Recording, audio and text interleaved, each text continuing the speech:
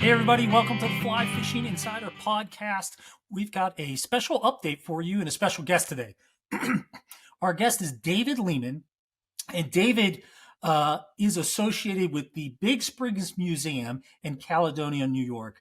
And the reason we got this special update today is because on June 3rd, there is a trout, or I should say, a fly fishing festival. And it's a historical festival. We want to share, make sure everybody that is in and around the area or would like to go could get there. It's their first annual festival, June 3rd. And we're going to talk a little bit about that today, along with, at the end of the show, we're going to talk about how to effectively get into a split bamboo rod, what to look for in that, how to maybe make a purchase at a reasonable price, and why you should do it. If you haven't casted a split bamboo rod, it is something that is very special, and it's quite forgiving. So I'm looking forward to sharing that tip with you. And David is as well. Now, David, you're from Rochester, New York. Welcome to the show. Thank you, Christian. Yeah, you're from Rochester, New York, but you've been fishing, writing articles for magazines for over 30 years. You're a at-home historian yourself, a collector of rods and reels and equipment, etc. But you've also been a part of you were a former president of ORCA, which is the Old Reel Collectors Association. You have relationships at the Catskills Museum, et cetera. So you've been inundated with this for quite a long time, and we're really looking forward to learning a bit from you on the history today. In fact, why don't we start with maybe how did you get into the historical side of fly fishing, and tell us a little bit more about this event. Sure. So, like probably a lot of the people that listen to your podcast, I grew up fishing, and it's just something instinctive. People that enjoy it, you enjoy it. So I've enjoyed fishing my whole life, and I was fishing with, just bait and standard rod and reels. When I was so young, I don't remember. And by the time I was 12, I was fishing with mostly artificials. And right around that time, I started fly fishing too.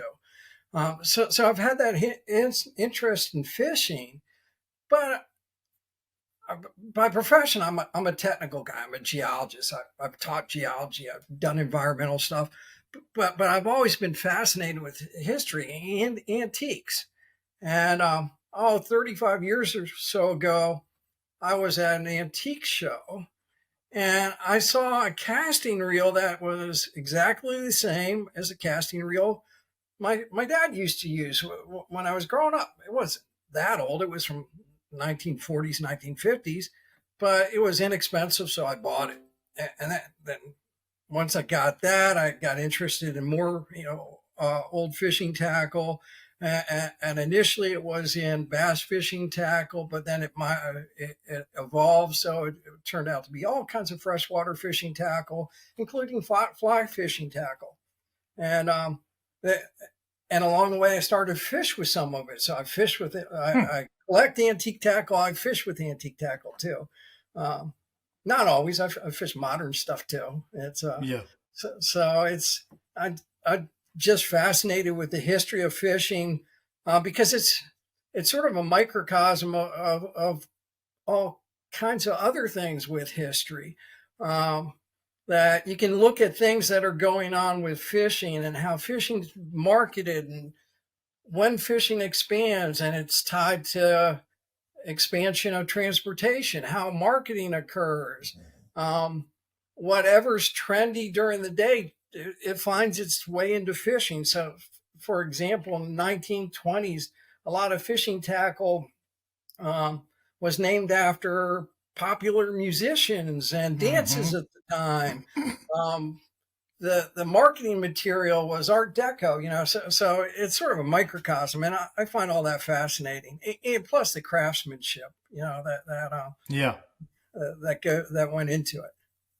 Yeah, and some of the technological advances in comparison, it's got to be really fun. Before we go much further, if you are interested in going to this event, you can go on Google and look at Big Springs Museum, Caledonia.org. That's Big Springs Museum, Caledonia, Caledonia.org, to get more information. Again, it's their first annual Caledonia Trout Festival, is what they're calling it. This will all be in the show notes as well. Saturday, June 3rd. That's where it is. Live music, conservation groups. There'll be food, drinks, giveaways. There'll be all kinds of fishing vendors, catch and release pond for kids.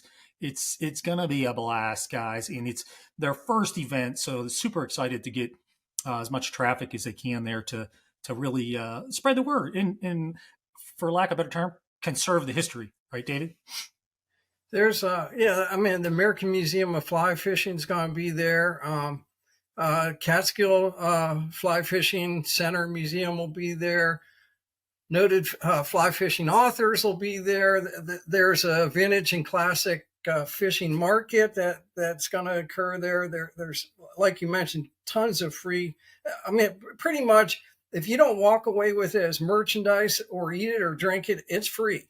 They've got bands starting at noon that are playing till 10 o'clock at night. And if you do bring a little pocket change, the beer tent will be open until the bands stop playing. Yeah, you can't pass up. There's got to be some good beers up there, especially.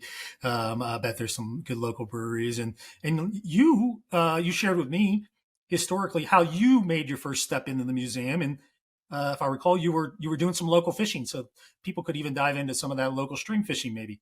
Yeah. So Caledonia actually has two really historically well known and good trout streams. Spring Creek, and after which Big Springs Museum, its Big Springs goes into Spring Creek, and also Owaka Creek. So two very nice trout streams. So I was familiar with Caledonia because they actually have some parking areas to fish those areas. But Caledonia's the Caledonia metropolitan area is 2,000 people. So it's not like one goes to Caledonia to go shopping at Walmart, right? Right. So I happened to be in Caledonia having lunch, and we were on our way to see a friend who runs a business near Caledonia. Stopped, had lunch, and we got out of the restaurant in Caledonia. Well, that's not true. There's a few. Out of one of the restaurants in Caledonia, is right next door to the Big Springs Museum, and I've driven by that a lot. But it has limited hours. That it's open, but it happened to be that they had just opened when we walked out of lunch, and so said, "Let's take a look inside." It's Caledonia. It's a museum. Maybe they have a little bit about their fishing history. And I walked into the museum because it's sort of deceptive. The door makes it, you walk in a door and it's shared with some town functions. And it looks like it's going to be a little museum. You walk in and it's monstrous big. It's over 6,000 square feet. And did you say 6,000 square feet? Yeah. Oh, my Lord. So it's outside of fishing. It's just, if you like local museums, it is absolutely amazing. Wow. Because if you scale that up, I was saying I'm living in the suburbs of Rochester. That's a couple 100,000 people.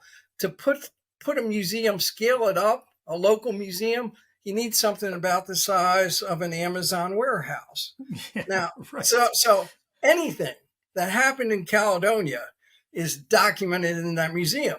And fishing was a big part of Caledonia's early history. And lo and behold, they had a whole room dedicated to Seth Green, who really was maybe the most influential guy in modern trout fishing of anybody that ever lived, because the whole propagation of fish in a hatchery, his idea. Brown trout, which everybody loves to catch, bringing them to the U.S., his idea. He did it initially. So they have his desk. They have all kinds of paintings of his. And in one case, there were 3 very old fly reels. And to, I can get a little bit into that. And so they turned out to be pretty rare and historically important.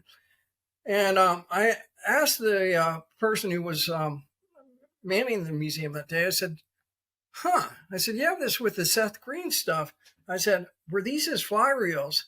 And she said, yeah, we believe they were. Not sure. We believe they were. I said, well, regardless of whether they are or not, they're pretty rare. And if you're okay with it, I'd like to take them out of the case. I'll come set up an appointment, take them out of the case, photograph them, and I'll write a small magazine article about them. I'll send you guys a copy. And they were very good about that. They said, sure. And as I was doing my initial look through them, there was actually a meeting of the people organizing Trout Festival. And since I was looking at trout reels, the gentleman who was in charge of it came over and started to talk to me about Trout Festival and what they were going to do. And what came out of that was they had grounds all day and they didn't have a lot of events planned for the morning. I said, you ever think about just having sort of a vintage and classic fishing market on the grounds until the bands kick off? And so we have enough grounds. We could keep it going while the band. So it came to that. So little by little, I got more and more involved with helping to plan and organize it and promote it. It sounds like they got a good hook set on you and started reeling you in. They did. Well, that is really interesting. Can you tell us a little bit more about those 3 reels? Yeah. I would like to, just get a little bit of detail on that. Yeah. So one of the reels, is a British made reel. It was made by a gentleman named Haywood, James Haywood. And Haywood, and I'll say it's not a fly reel, but I'll come back to that in a second. It's not what one would typically think of as a fly reel. It's a little multiplying reel, about the diameter of a silver dollar. And okay. When you say multiplying reel, what do you mean by that? I'm not familiar with that. That you turn the handle around once, and the spool actually will turn around 2.5 times. Okay, gotcha. So like a bait casting reel. Mm-hmm. But this one, Haywood was making reels. Well, Haywood passed away in the late 1820s. So he started making reels in 1809. So, and there's certain way, if one studies the history of reels, they're stamped certain ways that this one was made clearly when Haywood was alive. So it dates from between 1809 and late 1820s. And Haywood reels in their own right, as any reel that's 200 years old will be, are relatively scarce. But what made this one unusual is, and Haywood was from England. Everybody knows that Haywood made reels out of brass. I mean, that's what he made reels out of. Mm-hmm. Largely because that was the only suitable metal that was being used for most of the time he was alive. This particular reel was made out of what's called German silver or nickel silver. German silver or nickel silver, they're not really silver at all. Right. They're an alloy that looks like silver and polishes like silver. And so right there, it is, as far as I can tell, the only German silver Haywood reel known in the world. So reel number 1. Second reel was one that has local history. It was a reel that was made and sold through a classic, actually, Rochester gunsmith by the name of Billinghurst. Well, Billinghurst's claim to fame is that his fly reel, and this one's a single multiplier. You turn the handle once, the spool goes around once. His fly reel one was designed so that the fly line drained very easily. So it's made out of heavy wires, so that back in the day, people were fishing with silk lines, and having a reel that drained helped preserve the lines. So, and it's the earliest known U.S. patented fishing reel. So made in Rochester, New York. So that, and they're fairly scarce also. So that's sort of interesting. That there was a Billinghurst reel, and pretty much every picture of Seth Green fishing is he's fishing with a Billinghurst reel. So that led some credibility to maybe these things really might have been Seth Green's reel. And then the third one was a handmade reel, but it was clearly old, and it clearly was a style that would have been used in the mid to late 1800s. And so, what are some of the characteristics of that style, David? What were some of the tells, I guess? A modern fly reel, you know how a modern fly reel hangs on the rod. It's basically, you put it on the rod, you hold it out, and it looks like a mini Frisbee hanging from the rod. The earlier fly reels, what was popular were side mounts. So it's like the Frisbee's on its side, and the spool axis is perpendicular to they are both way, but the spool's, the rod's going out like this, and the spool is like that. Yeah. So it's sideways of a modern reel. Okay. I was looking around my desk to see if I could give an example, but yeah, I'll give you an example. This is an automatic. Get it in front of the camera. Work with that. This is an automatic fly reel. This is also made in Rochester, New York. It's from late 1890s, but you can see the reel foot there, and you can see the spool. Okay, perfect. Yes, and that's that's a side mount reel. Now automatic reels have almost always been side mount, but conventional, regular, non-automatic, and by automatic, what that means is that there's a spring in this reel. So if I pull line out, it's winding the spring. And then when I want to retrieve line, I'm not going to do it because the spring's probably already loaded. I lift up on this lever and the line zips back in. Yeah. I had one. It was cool. It was like a maroon color. I don't know where I got it from. It wasn't a side mount. And I've seen it in other places. But, I unfortunately was very new to fly fishing, and it's been misplaced, and it's tucked in something somewhere. I don't know where it's at, but it's going to come up someday. A lot of people still like to fish with them because you don't have straight line hanging around. Now the downside of that is if you're using that to bring in, your loose line, and you're playing a fish, and it happens to be like a 5-inch brook trout, it may become a satellite. But these are old reels. They're museum reels in the museum. It's before automatic reels had been invented. So I thought the reels were very interesting. Okay. So went back to photograph them, measure them, describe them, all the things one does when one's doing research on an object.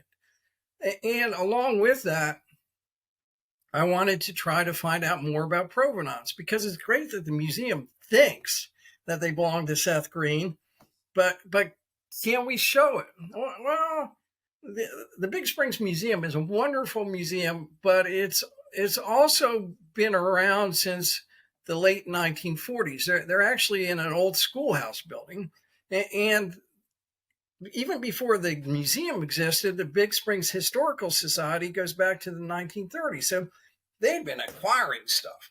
Mm-hmm. And so they had a lot of space and a lot of stuff, but it's a small town. It's always been limited staff. So trying to figure out where records are kept, whole different can of worms.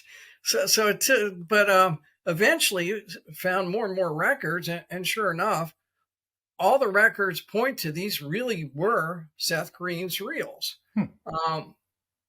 In fact, the handmade one found some notes and even said who had made it for Seth Green, and it was a foundry in Rochester.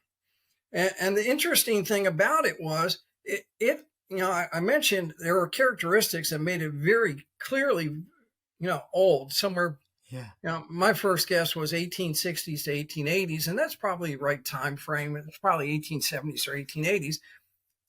Once we started to put that information together, I was talking with Jim Schottenham, who's also an antique fishing tackle historian, and he's the director of the American Fly Fishing Museum.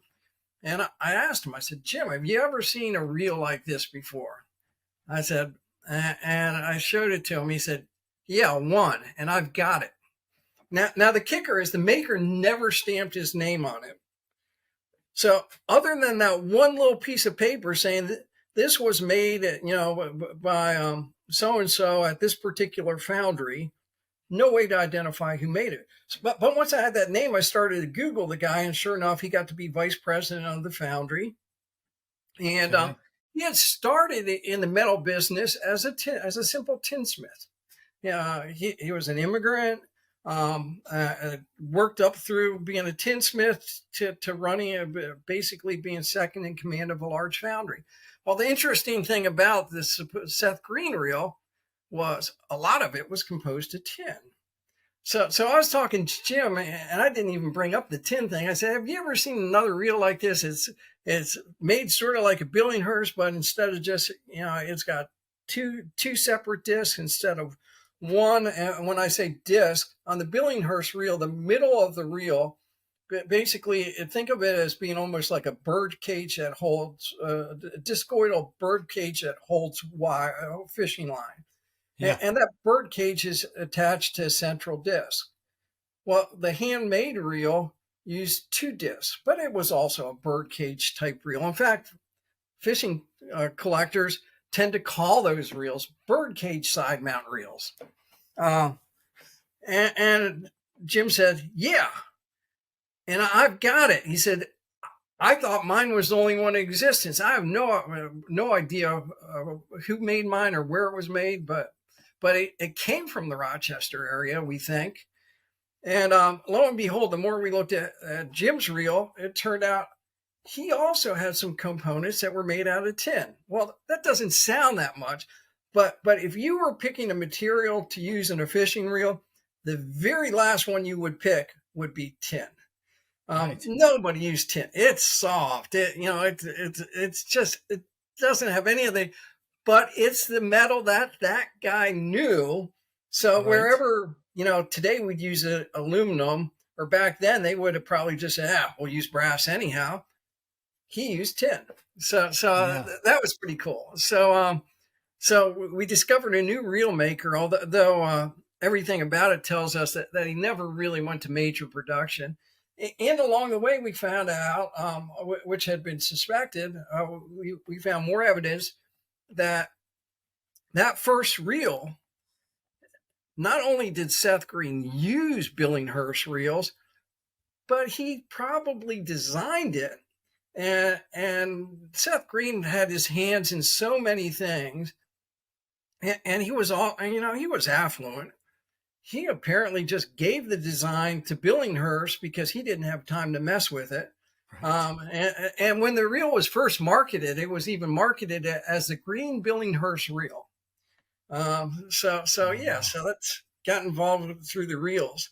And but this fishing history of the Caledonia area is amazing. I mean, they've had fishing clubs going back to the mid 1850s.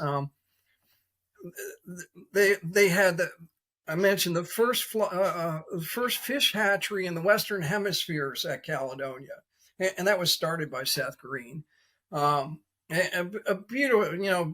beautiful old building, and back I think shortly after Green opened it, he put a really neat large fish weather vane on top of top of the fish hatchery. So that would stand out because shortly after he started that, a private hatchery started in town. So this little Ah, town, this was yeah, the yeah. all and do all for fishing. There was a tackle shop in town.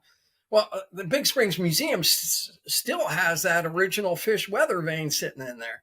That's cool. They have Seth Green's desk in there. Where he conducted all his fisheries business. So beyond the fly reels, they have all kinds of Seth Green memorabilia. Uh, So this is quite the serendipitous moment, right? I mean, what are the chances you've gone to that town time and time again, driven by the museum, you park there for fish, etc. Never been an opportunity to walk in. All of a sudden, opportunity to walk in, bam, you're right in your wheelhouse of reels yeah, yeah. immediately. Kind of walk through that emotionally for me. It had to be an amazing moment for you in reflection. Yeah, well, actually, I was enjoying the museum. I hadn't gotten to where the fishing stuff was, um, just because, again, it's a 2,000 people, 6,000 square. So the accuracy and depth of the portrayal of life in this small town in Western New York from the 1820s onward was amazing, and to the point like nothing to do with fishing. If you taught at the Caledonia, school for over 25 years, there was a display about you there. You coached for over 15 years, there was a display. You served in the service and went overseas, during a war, there's a display. So everything. And How I neat. think at some point I asked the dossier, I said, do you have any fishing stuff? And she pointed me to the room where there was all the Seth Green stuff. And it's like, well, this is pretty cool. This is what I was sort of hoping they'd have because I like museums, but if they have old fishing history stuff, even better. And so yeah, and then I saw the reels, and at first it's like, oh, that's a pretty old handmade reel. Oh, that's a Billinghurst. That's a they're pretty nice. They're pretty desirable reels. And then it's like, oh, that's a Haywood.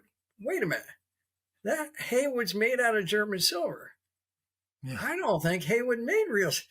And when I got home, I did research in a bit because the antique fishing tackle phenomenon's really big in Great Britain. So Yeah. there's been a ton published and lots of auctions going back 100 years. And I checked old auction catalogs. I checked books, magazines. Nobody had ever, a friend of mine's a Haywood historian. Nobody had ever heard of it. So yeah, it's pretty amazing. It's like, Yeah. what are the chances? This little Yeah. museum that really doesn't even advertise about this stuff.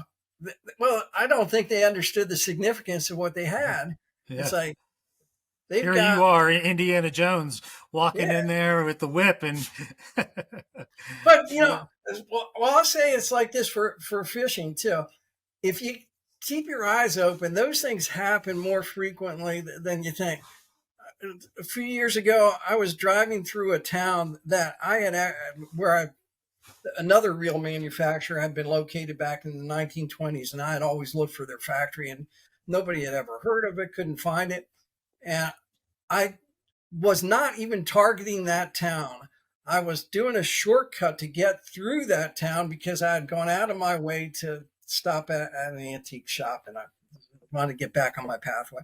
And lo and behold, along my shortcut, I look out, it's my side window, and there's that factory from that it looked exactly the same as it had in the 1925 photograph. So these things happen. yeah, And again, I walk in, and by chance, the owner, who apparently was there once a month, happened to be in, and he knew about the previous ownership and knew that they had made fishing reels. So these things do happen. yeah. Very cool, very cool. And I'm going to back up too because you talked about the museum itself and all the Caledonia local history, and what a cool experience that has to be able to walk in there and really be in a time capsule of Seth Green holistically. From this is the town that I lived in, I probably had my business in, I know I had other businesses in, etc. fished in, all of that. So you're really immersed in that time and lifestyle that he had. Oh yeah, and because Seth Green to trout fishing is like Babe Ruth to baseball, right? I mean, Hmm. um, that's not even fair because Babe Ruth modernized the game. Seth Green arguably made the game. I mean, Seth Green's an interesting character. So again, just by chance, Seth Green grew up in Rochester, and and the one reel that the British reel, if it was his, it would have been a reel that his dad gave him when he was a kid, just because of the age of the reel. Hmm. Now, how did he or his family get apparently the only known German silver Haywood reel, which had to come from England, which Hmm. back in the 1820s, that's not inconsequential, you Yeah. know. And most people back then did not fish with rods and reels, but everything we can find in writing was Seth Green always did. From the time he was a kid, he fished with a rod and reel. And in fact, there's stories about him uh, as a kid hiding from his chores, ducking down in a boat, and when people stopped looking for him, he'd go out and go fishing again.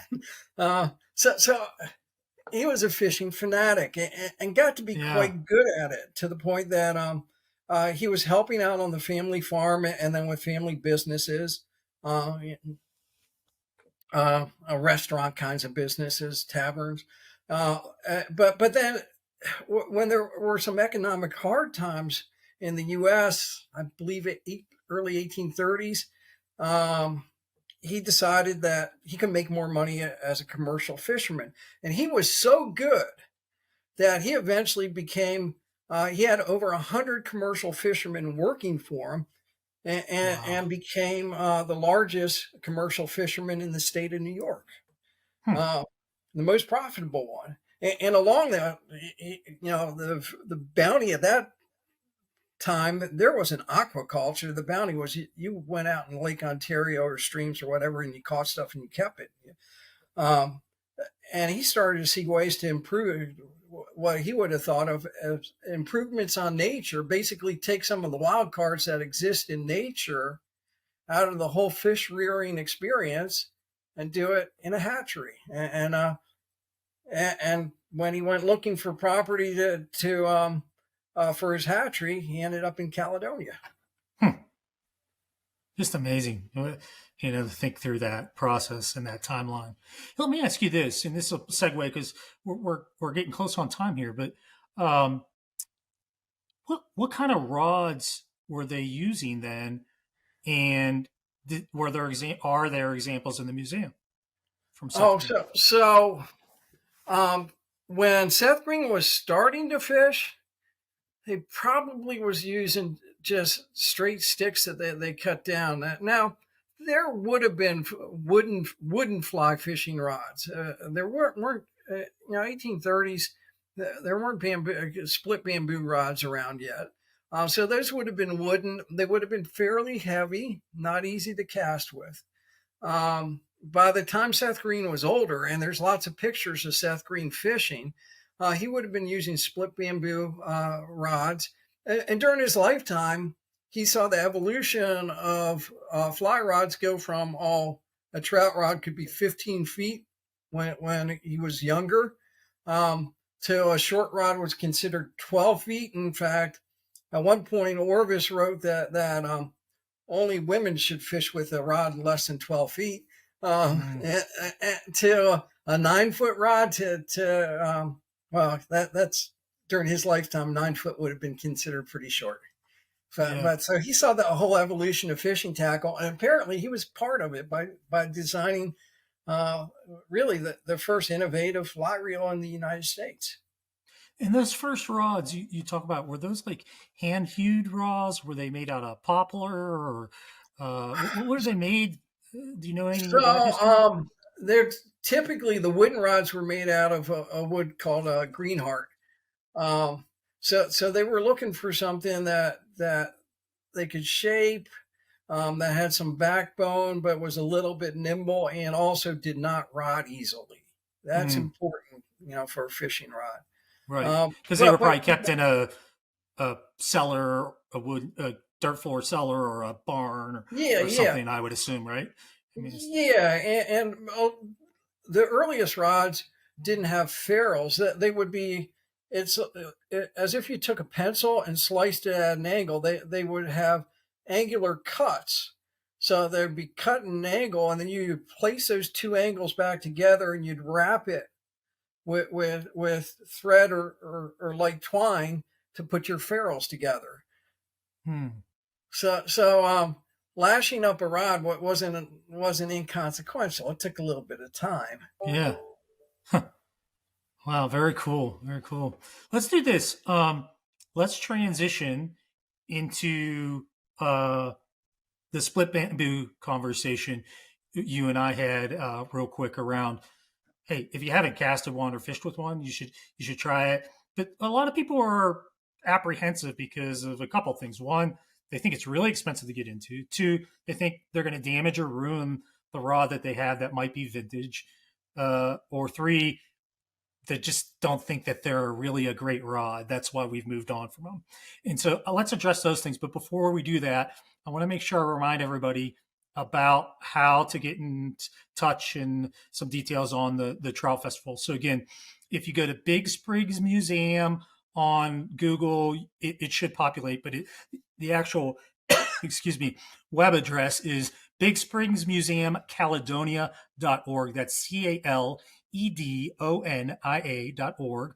It's the first annual Caledonia Trout Festival. Live music starts at 12, goes to 10 p.m. Food, drinks, catch and release for kids, conservation groups. It's all free. Everything's free. And there'll be tons of vendors, giveaways, etc. This all happens June 3rd. That's a Saturday, June 3rd, 2023. So, you guys, it's worth a look. If you're in and around the area or you have that Saturday free, go check it out. Highly recommended. You're going to probably walk away with a giant smile on your face, and I would bet a few more fishing buddies to talk to. So bring all your tails, bring your phone with all your photos to share with your friends. There's going to be a lot of fishy people there. We hope you can join it. And Dave, I'm going to kind of pass it back to you now.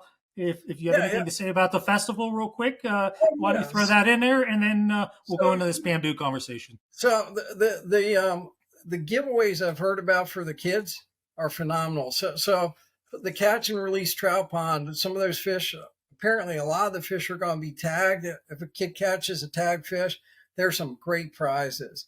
Also, if you have old fishing reels, rods, lures, fly fishing, fine, but anything, bring those. I'll be doing free appraisals. And even if you don't care what it's worth, uh, in all likelihood, I'll be able to tell you who made it, when it was made, and a little bit about the history of it. So again, Oh, that's um, cool. the two preeminent fly fishing museums east of the Mississippi will be there. They'll have great displays. As I mentioned, noted fly fishing authors will be there. You can talk with them. Vendors selling nice fishable stuff. There's fly tying exhibits. I believe there's going to be a fly casting workshop, all kinds of stuff. Wow. Phenomenal. It sounds like a Oh, great event. hatchery I wish I tours. could go. I skipped the hatchery tour. So the Caledonia Fish Hatchery, the oldest hatchery in the Western Hemisphere, still operates, and there will be hatchery tours. Oh, very cool. Very cool. Well, I wish I could make it. I unfortunately can't, David, but I'm going to plan on being there during the next festival for sure. This sounds like a absolutely fantastic event. So let's jump back in. Split bamboo rods.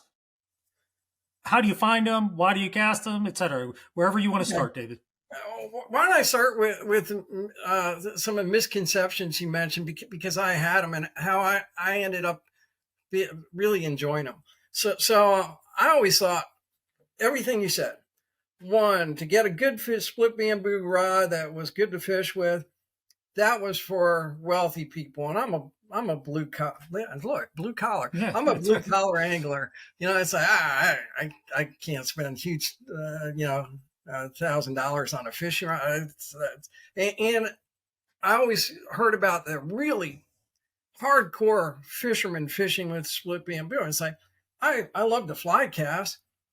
I'm not an expert. It's like, that's beyond my capability. And like you said, I thought, well, they're sort of brittle. I'm hard on my fishing tackle.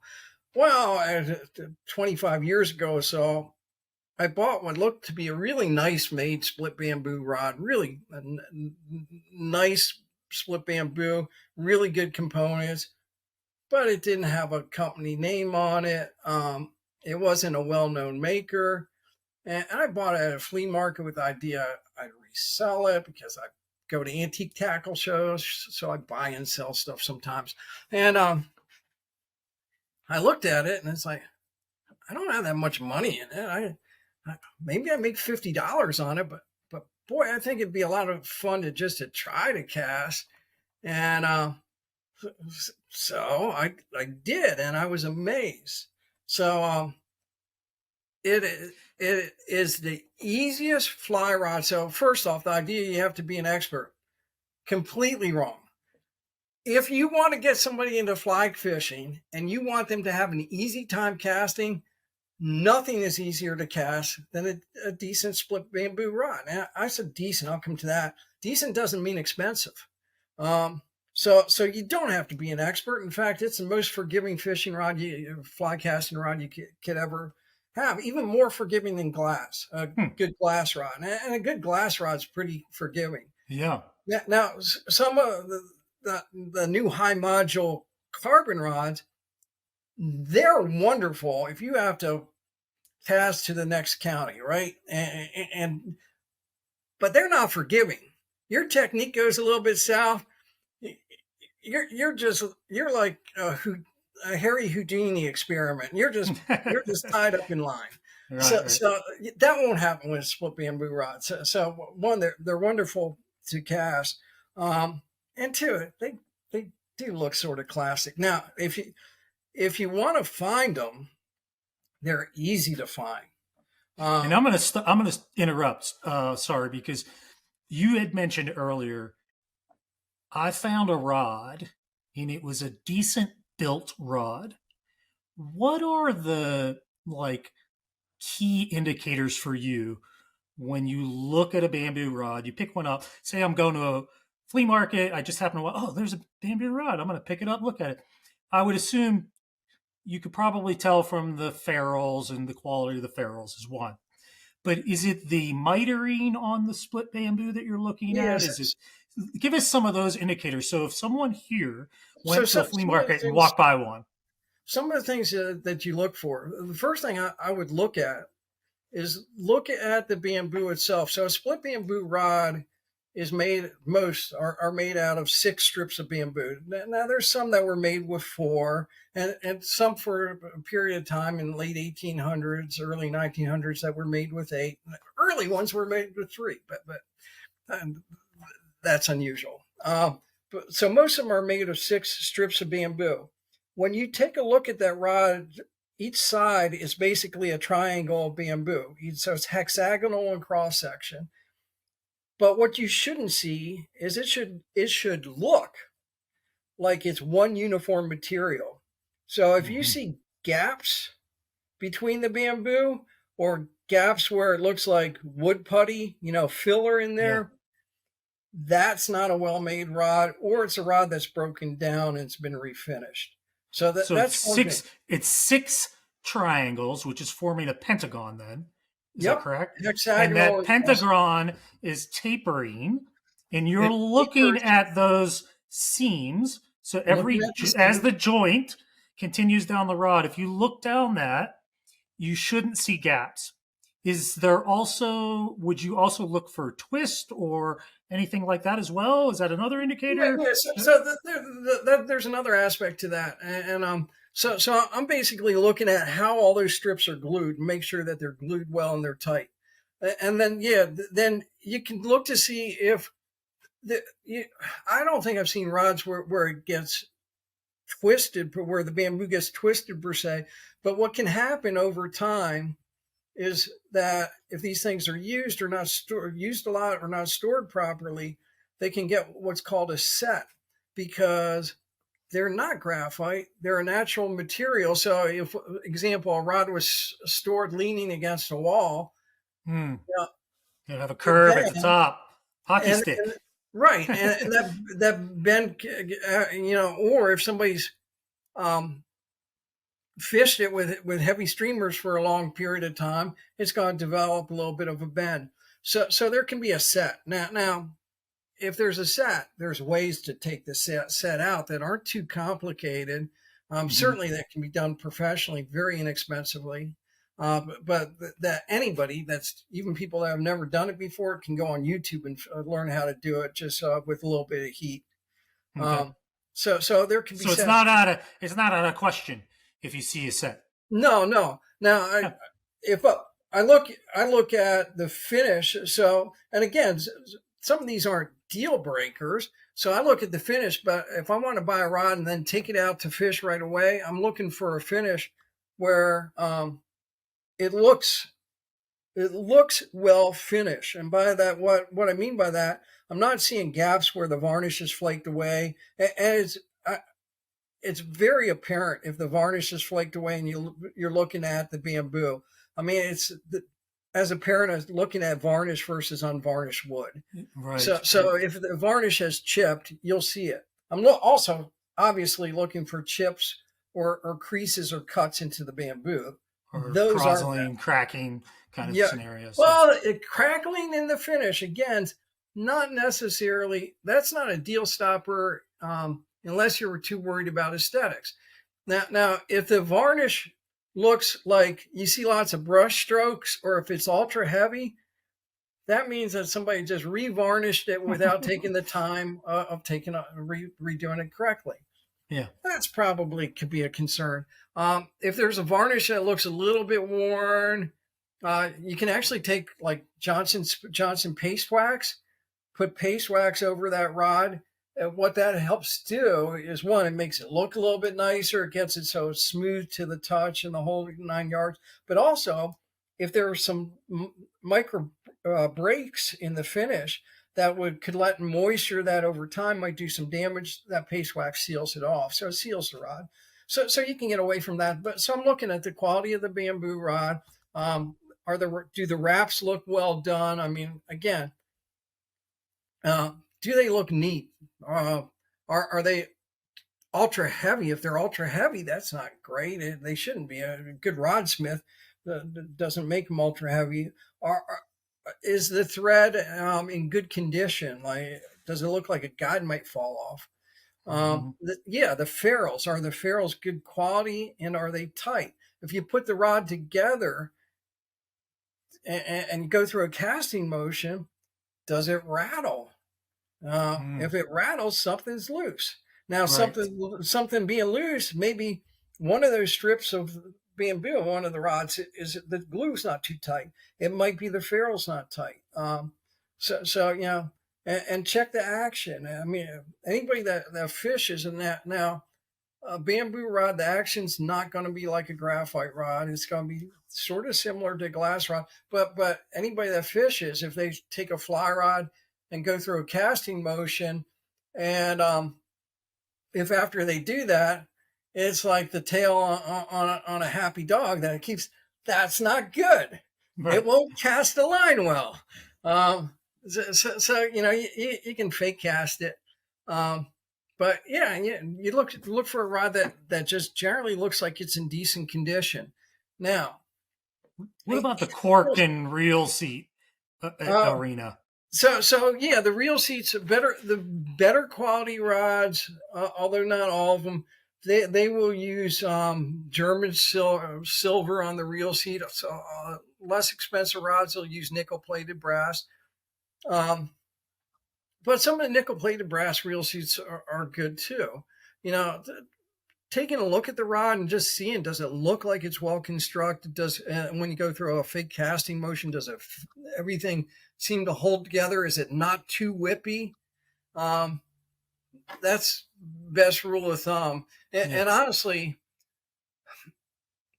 so people that get really into split bamboo rods, they'll talk about, particular makers, Pinky Gillum, rods that cost thousands of dollars. I mean, you can go to Orvis. Orvis still produces really nice split bamboo fly rods that they sell them every year. They make them. They're expensive. I mean, those are pricey things. That they're upwards of, I don't know, $2,500, $3,000. But if you fish with vintage and antique or vintage split bamboo rods, you can get good fishable rods for $150. Some of the manufacturers who some of their rods weren't great, but they're better quality rods certainly are nice fishing rods. South Bend and Montague rods, you can generally get an 8.5, 9-foot rod that's good for, say, casting a 5 or 6 weight line for $150. That's in good fishable condition. Sometimes $100. And with that, it probably still has its original 1930 bagging too. So, which is sort of cool. Yeah. So but if you start to fish a little bit more, the particular brands have particular adherence. So a lot of people like head and fly rods, head and split bamboo fly rods, because they have a little bit more heft at the butt, which is a slightly different and gives you a slightly different feel to it. Gives you a little bit more power. So there's people that like to fish head and rods cost a little bit more, but you can get good fishable head and rods for $150, $200, maybe $250. The funny thing is with fishing rods, the cost of these things is disproportionate to their size. So salmon rods are generally the least expensive split bamboo rod. You get down to 6.5, 7-foot rods, they get much more expensive. Right. Why? Because they're a blast to cast. They didn't make as many, and people want them. And once they have them, they never sell them again. Yeah. I've got a 7.5-foot rod. The one I bought at a flea market, I was going to resell. I still fish it all the time. It's going to be sold with my estate, not by me. so they're in demand. So the 7.5-foot rods, they're a little bit pricier. But but the kicker is you can get even the highest quality rods. Leonard, which is in rod making, it's a name that's equivalent to, say, at least Mercedes, maybe Rolls Royce with cars. You can get nice Leonard fly rods for $600, $700. Now, you hear $150, $200. You say, well, that's not cheap. But you go and get an entry-level carbon rod, you're going to spend $150. And that $150 split bamboo rod isn't going to be entry-level. It's going to be a decent fishing rod. And you'll look a whole lot classier on the stream with the split bamboo than you would with some innocuous black stick. Right. So yeah. Well, very cool. I mean, I'm excited for this. I hope a lot of people are going to be able to turn out for the event just due to this podcast, David. And you've been an absolute wealth of knowledge. We're all better because of you being on here today with our history, I'm sure. I'm going to invite you back. I'd love to hear more about the history, and we're going to get some other people on that I've talked to you about to talk through history and help preserve that for this, for this niche sport. And really appreciate your time, David. Thanks so much for being on. Everyone, if you want to get over to Caledonia, all the information will be in the show notes. Once again, David, thank you so much, and we'll see you guys next time. Take care. Thank you.